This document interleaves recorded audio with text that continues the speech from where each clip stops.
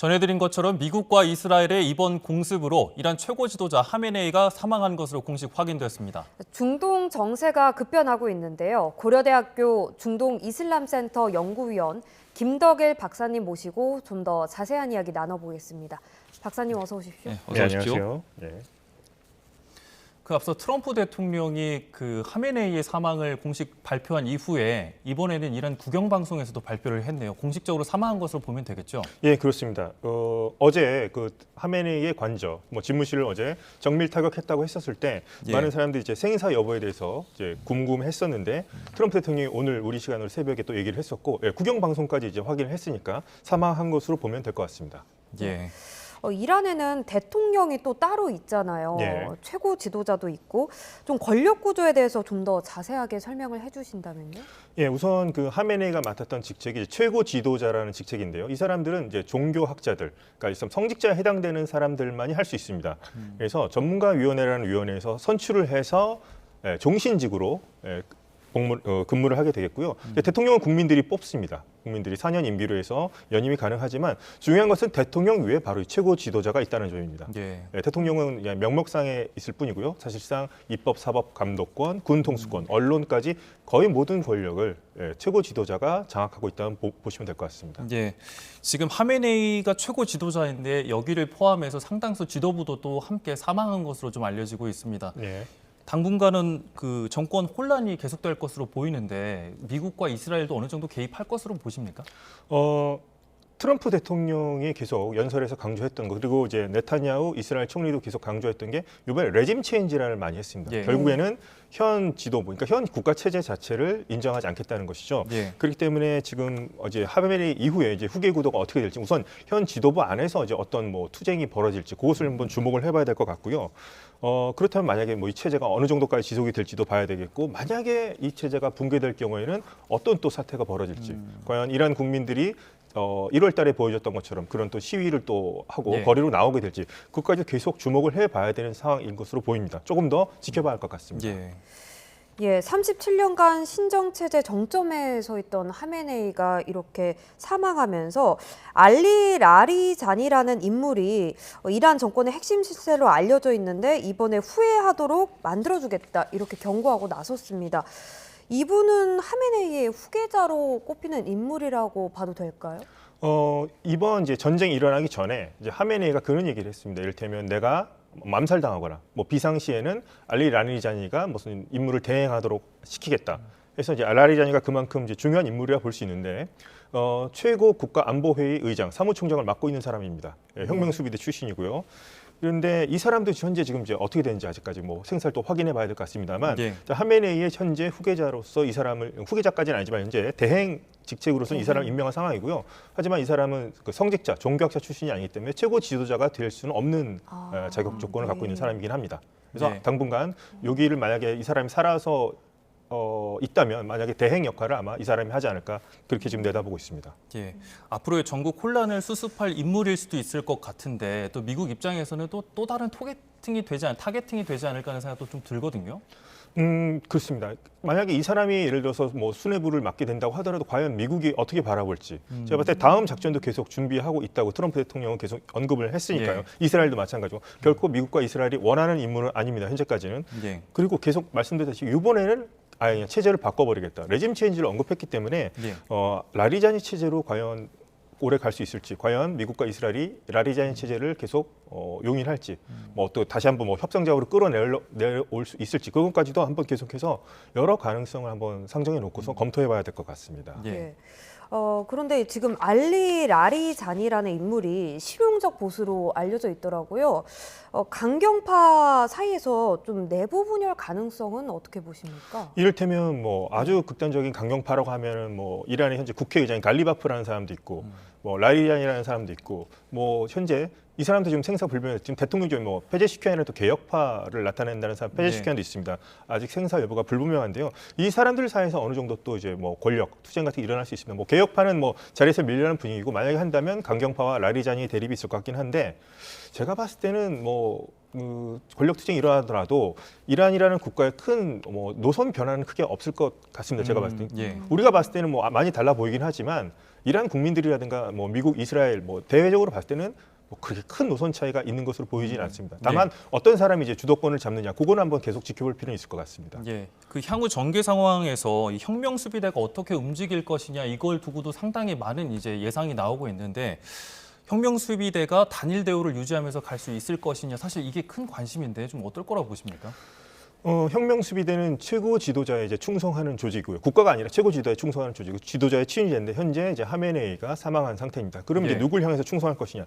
제가 이번 트럼프 대통령의 어떤 연설에서 제가 눈여겨봤던 것 중에 하나가 혁명 수비대에게 경고하는 메시지를 보냈습니다. 무기를 내려놓으면은 네. 어느 정도 이제 용서를 해주겠지만 무기를 내려놓지 않을 경우에 국민들을 향해서 총을 쏠 경우에는 결국엔 죽음뿐이다. 이런 식으로 하면서 어떻게 보면 혁명 수비대한테도 줄을 잘 서라는 쪽으로 선택을 잘 하라는 식으로 일단 압박을 가했습니다. 그래서 겉으로 보기에는 혁명 수비대가 너무나 견고해 보이기는 한데요. 과연 그 안에서도 제가 봤을 때는 트럼프의 경고라든가 이러한 뭐 만약에 국민들의 어떤 반응들을 봤을 때 예.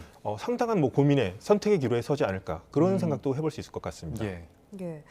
하메네이라는 어떻게 보면 신의 대리인으로 추앙받아 왔는데 이 거대한 상징이 사라졌는데 이란 이슬람 공화국이 이 신정 체제라는 독특한 정치 시스템을 유지할 수 있다고 보십니까? 앞으로 어떻게 될까요? 만약에 한다면 우선은 현재 뭐 가장 가능성이 높다고 하는 것은 일단 군부가 강한 권한을 갖고 있으니까 혁명 수비대가 아마도 그 사람들이 뭐 옹립한 사람을 뭐 꼭두각시처럼 최고 지도자를 앉힐 수도 있을 것 같고 우선은 전문가위원회라는 위원회가 소집이 돼서 공식적으로 선출하는 절차를 밟아야 됩니다. 근데 지금 전시 상황이라서 아마 어떤 사람을 이미 내정해 놓고서 아마도 뭐 추인 절차만 하는 그런 절차가 있을 것으로 보이기도 하는데 현재 하여튼 이란 이슬람 공화국의 지도부는 상당히 위기에 처한 건 맞고요. 예. 그 앞에서 어떤 내부 투쟁이 벌어질 가능성이 상당히 농후하다고 생각합니다. 그런데 이제 또 특이한 것은 반대로 이제 이란 국민들의 반응은 어제 이제 하메네이가 이제 죽었다는 소식이 전해졌고 이제 확정이 됐는데 거리에 나와서 이제 환호하는 모습을 많이 보여줬거든요. 그래서 그만큼 이란 국민과 현재 지도부 간의 생각이 많이 다르다는 겁니다. 그래서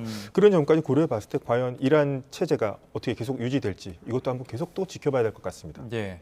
그 앞서 이란과는 이제 협상 같은 것들이 예. 계속 오고 가고 있었잖아요. 뭐 상당한 진전을 봤다라는 얘기도 뭐 전해지는 가운데 이제 이런 공습이 있었는데 트럼프 대통령 같은 경우에는 선제 공습을 이란이 공격하려고 하니까 우리가 선제 공습을 한 것이다라고 했는데 이란은 반박했어요.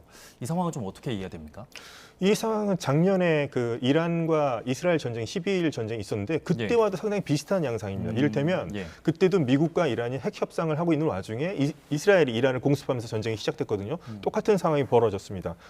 이란 입장에서는 이렇게 협상 중에 우리를 공격하는 게 어디냐 이런 얘기가 나올 수 있고 특히나 중재했던 국가가 이제 오만이었는데 오만 외무장관 지금 상당히 좀 실망하는 그런 눈치를 보이고 있죠. 그래서 어떻게 보면 좀 어떻게 보면 기습적인 그런 공격이었다고 볼 수 있는데 또 미국과 이스라엘 얘기는 이 작전을 뭐 수개월 전부터 준비를 해왔다. 얘기나 봤을 때는 아마도 예정된 수순이 아니었나 이렇게 생각이 됩니다. 결국에는 협상에서는 큰 결과가 없었고요. 뭐 협상보다도 미국과 이스라엘 은 아마도 조금 더 전쟁 쪽의 무게를 전부터 두고 있지 않았겠는가 그렇게 보여집니다. 물론 협상에서 타결이 안 되는 점이 가장 컸겠죠. 서로 양보하지 않았기 때문에. 하여튼 그래서 전쟁이라는 옵션을 선택한 것 같습니다. 네, 그러니까 미국과 이스라엘이 어떤 것을 제시했는데 이란이 받아들이지 않으면서 공격을 감행해야겠구나 이런 판단이 있었을 거란 말씀이시죠? 그렇죠. 어떻게 보면 바로 공격을 하게 되면 미국과 이스라엘 입장에서는 명분이 없을 수도 있는데 이번에 좀 시위가 있었지만 그렇게 해서 개입할 명분이 처음에 만들었고 그다음에 우리는 이만큼 3차까지 회담을 해봤는데 도저히 이란과 격차가 의견 차이가 좁혀지지 않는다. 이렇기 때문에 공격할 수 있는 명분을 만들기 위해서 어떻게 보면 서로 시간을 끌기 위해서 공격한 측면도 저는 있다고 봅니다.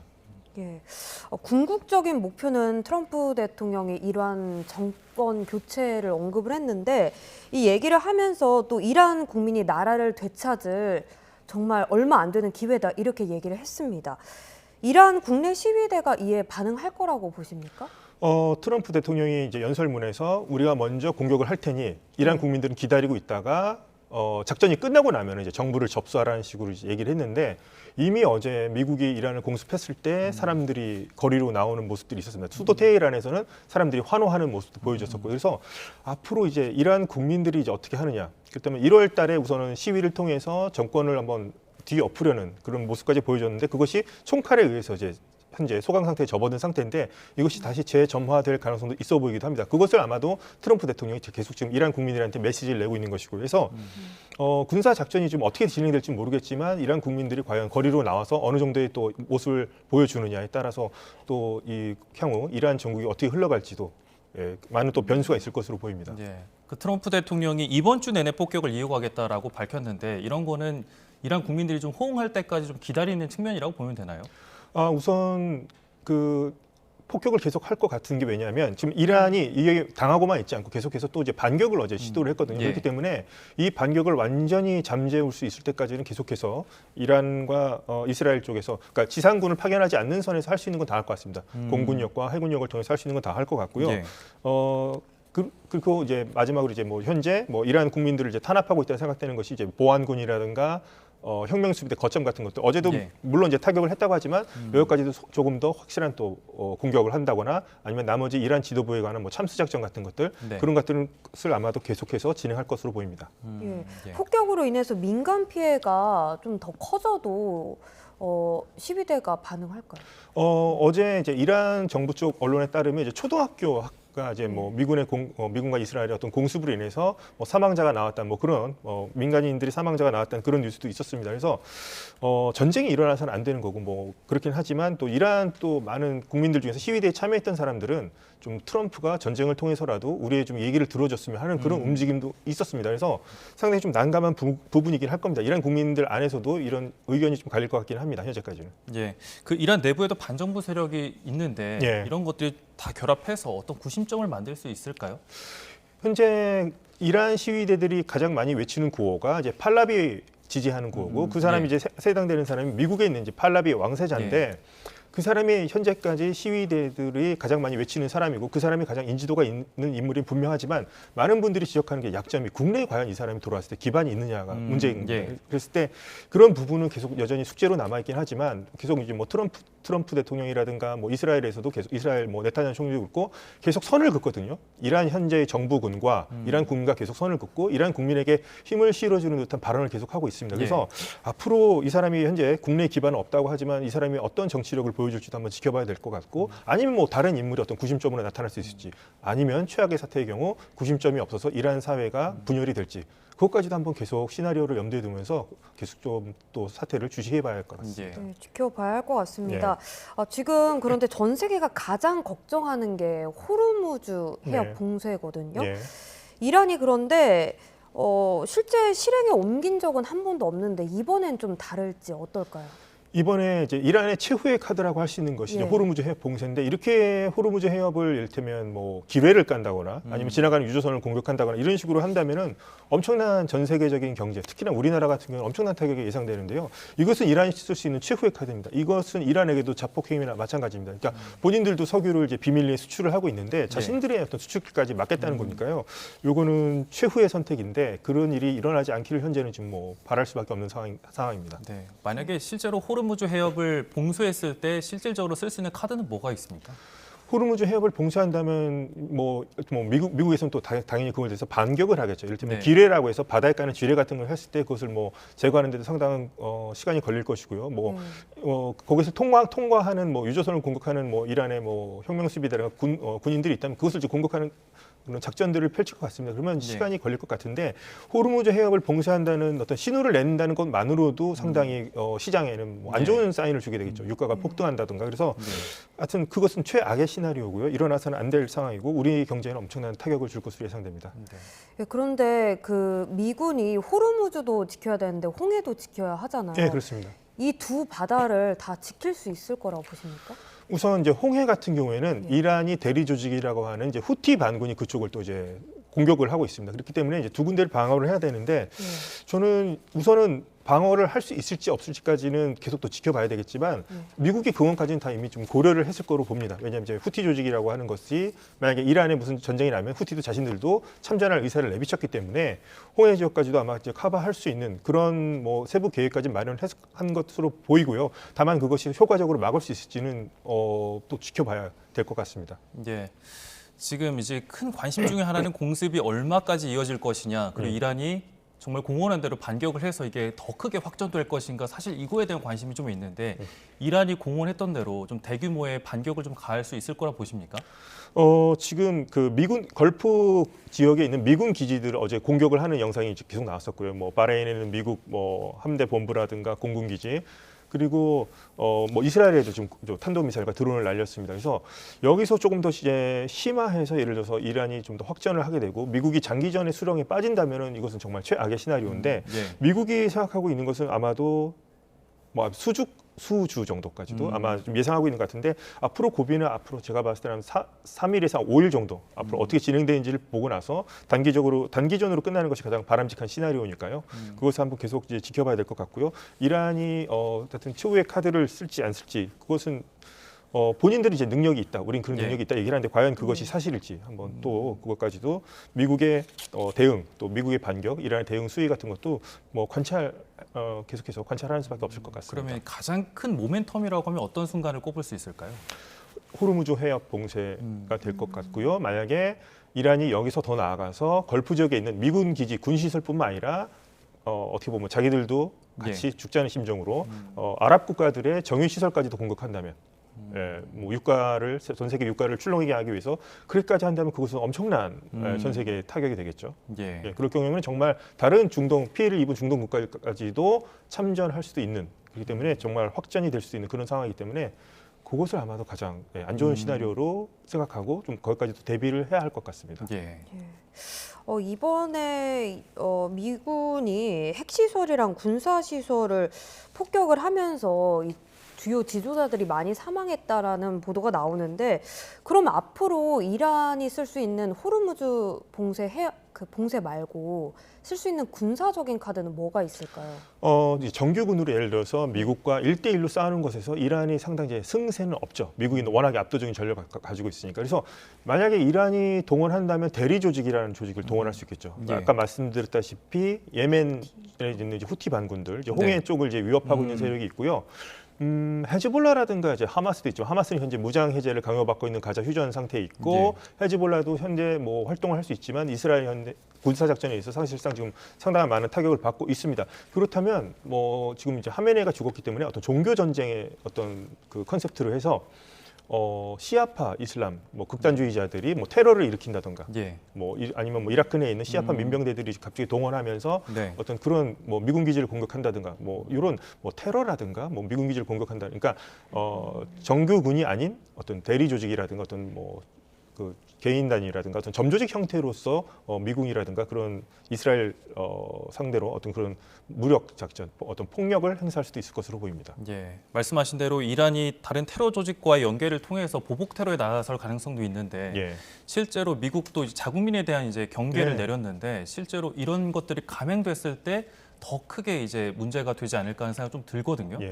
이럴 경우에 미국의 특징이 뭐 자국민이 죽을 경우에는 엄청난 또 군사 작전을 감행할 텐데 그럴 경우에는 지금보다 훨씬 더 센 군사적 옵션을 실행할 수도 있을 것 같습니다. 다만 그 피해자의 규모에 따라서 미국 내에서 또 반전 여론이 일어날 수 있는데 뭐 트럼프 대통령이 판단을 해야 되겠죠. 이렇게 해서 자신이 끝내서 자신들의 자신 어떤 개인적인 정치적 생명이 늘어날 도움이 될 것인지 아니면은 반전 여론을 뭐 걷잡을 수 없이 커지게 된다면은 본인도 엄청난 부담을 느끼게 될 테고요. 그래서 이 부분도 아마 트럼프 대통령이 상당히 많은 고민을 하고 있을 것으로 보입니다. 현재. 실제로 미국 내에서 이런 뭔가 테러가 발생했을 때 미국 내 여론도 크게 악화하거나 그럴 수 있을 것으로 보이는데. 그럴 가능성이 있죠. 이를테면 미국 내에서 과연 이 전쟁을 왜 해야 되는가라고 생각하는 그런 좀 반대하는 그런 시각도 분명히 존재하고 있습니다. 그렇기 때문에 이것은 뭐 미국의 전쟁이 아니라 이스라엘을 위한 전쟁 아니냐. 분명히 이런 시각도 존재하고 있거든요. 그럴 경우에 예를 들어서 미국인 사망자가 예를 들어 무고한 민간인 사망자가 발생할 경우에는 미국 내에서 또 반전 여론이 일 수도 있습니다. 그럴 경우에 뭐 트럼프 대통령의 정치적 입지도 불안해질 수도 있겠죠. 그렇기 때문에 미국 입장에서는 이 전쟁을 아마도 빨리 단기간에 끝내는 것, 뭐 효과적으로 빨리 끝내는 것에 집중하지 않을까. 그렇게 해야 될 것 같습니다. 미국 입장에서는. 그럼 실제 알카에다 같은 테러 조직과의 전술적 연계 가능성 있을까요? 현재 이란 정권과 알카에다는 우선 노선도 다르고 약간 종교도 다르기 때문에 알카에다와 연결고리는 보이지 않지만 만약에 이란이 우리들이 돈을 대주겠다 한다면은 그럴 가능성도 있고 이를테면 아프가니스탄에 있는 탈레반 정권이 있는데 탈레반 정권 같은 경우에는 이란이 문제가 벌어지면 자신들이 돕겠다고 얘기를 했습니다. 근데 지금 현재 또 파키스탄과 아프가니스탄 간 또 전쟁이 벌어지고 있는 상황이고 해서 현재 하여튼 알카에다와 현재 이란 이슬람 정권과의 접점은 없습니다만 얼마든지 자신들이 불리하다 생각된다면 충분히 접촉할 가능성도 있어 보이긴 합니다. 제가 봤을 때는. 예, 지금 현재 국제사회에서도 움직임이 상당히 분주해졌습니다. 그래서 유엔 안보리 긴급회의가 소집이 되면서 이런 협상 재개의 목소리가 나가고 있는데 실제로 좀 어느 정도 협상 진전이 있을 수 있을까요? 지금 미국이 상당수 지금 수뇌부들을 상당수 지금 제거에 성공한 것으로 보이는 상황에서 저는 트럼프 대통령이 이란 측이 미국이 요구했던 상황을 받아들이지 않는 이상 제가 봤을 때는 협상에 과연 응할지 제가 봤을 때 그렇게 생각이 되진 않습니다. 이를테면 사실상 이란의 항복에 가까운 그런 조건을 이란 측에서 제시하지 않는 이상 미국이 협상에 나설 가능성은 있어 보이지 않습니다. 오히려 이것을 단기간에서 전쟁으로 끝내는 쪽을 미국은 조금 더 선호하고 있다고 보입니다. 네. 예, 오늘은 여기까지 듣도록 하겠습니다. 고려대학교 중동이슬람센터 연구위원 김덕일 박사님 모시고 이야기 나눠왔습니다. 고맙습니다. 네, 감사합니다.